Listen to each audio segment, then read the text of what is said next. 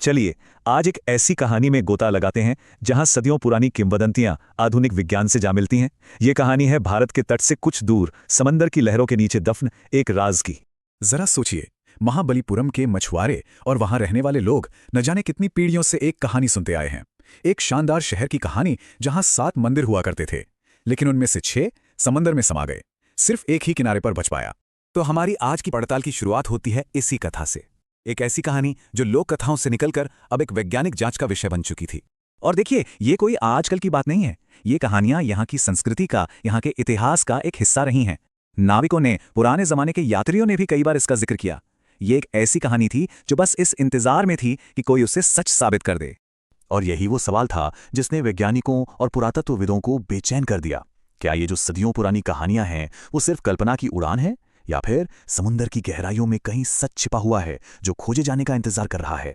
तो बस इसी सवाल का जवाब ढूंढने के लिए एक टीम तैयार हुई। एक ऐसा मिशन जिसका मकसद था इस कहानी को हकीकत की कसौटी पर परखना। मतलब ये कोई छोटी मोटी कोशिश नहीं थी। भारत के नेशनल इंस्टीट्यूट ऑफ ओशिनोग्राफी यानी एनआईओ ने इस जबरदस्त चैलेंज को एक्सेप्ट किया। 10 एक्सपर्ट्स की एक टीम ने इस मुश्किल मिशन की पूरी जिम्मेदारी उठाई।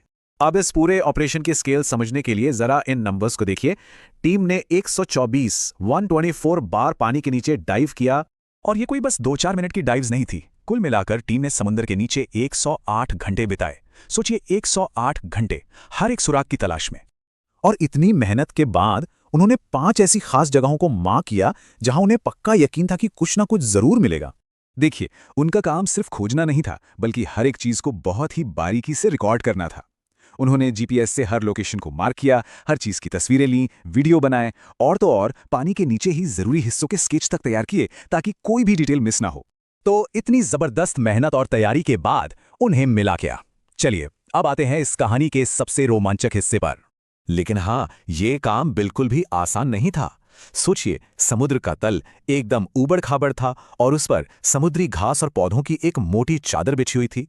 ऐसे में कुछ भी ढूंढ निकालना बेहद मुश्किल काम था। लेकिन इतनी मुश्किलों के बाद भी जो उनके हाथ लगा वो कमाल का था। उन्हें एक 10 मीटर लंबी दीवार के हिस्से मिले, सीढ़ियों का एक पूरा सेट मिला जो साफ दिखाई दे रहा था, और पत्थरों से बने कई ऐसे स्ट्रक्चर्स मिले जो बिना किसी शक के इंसानों के बनाए हुए थे। ठीक है, तो खंडहर तो मिल गए, लेकिन सबसे बड़ा सवाल अब भी बाकी था। क्या ये वही खंडहर हैं जिनका जिक्र उस पुरानी कहानी में होता था? मतलब ये कितने पुराने हैं? तो चलिए अब एनालिसिस की तरफ बढ़ते हैं और देखते हैं कि इन खोजों ने इतिहास के पन्नों में क्या जोड़ा। जब आर्कियोलॉजिस्ट्स ने इन खंडहरों की उम्र का पता लगाया तो जो नतीजा सामने आया वो सच में हैरान करने वाला था। ये सारे स्ट्रक्चर्स लगभग 1000 से 1500 साल पुराने थे। अब जरा इस पर नजर डालिए। एक तरफ है वो सदियों पुरानी लोक कथा जो कहती है कि 6 मंदिर समंदर में समा गए, और दूसरी तरफ हैं ये वैज्ञानिक सबूत जो बता रहे हैं कि यहाँ 1500 साल पुरानी इंसानों की बनाई हुई इमारतें मौजूद हैं। ऐसा लग रहा है ना जैसे कहानी और हकीकत दोनों एक ही बात कह रहे हो। और ये टाइमलाइन इन खंडरों को सीधा संगम काल से जोड़ती है। ये वो दौर था, प्राचीन तमिल इतिहास का सुनहरा दौर, जब महाबलीपुरम एक बहुत बड़ा पोर्ट हुआ करता था, कला का एक अहम सेंटर था। मतलब ये सिर्फ कुछ टूटी फूटी इमारतें नहीं थीं, ये एक बहुत बड़ी और विकसित सभ्यता का हिस्सा थीं। तो इस पूरी खोज का सबसे बड़ा मतलब क्या है?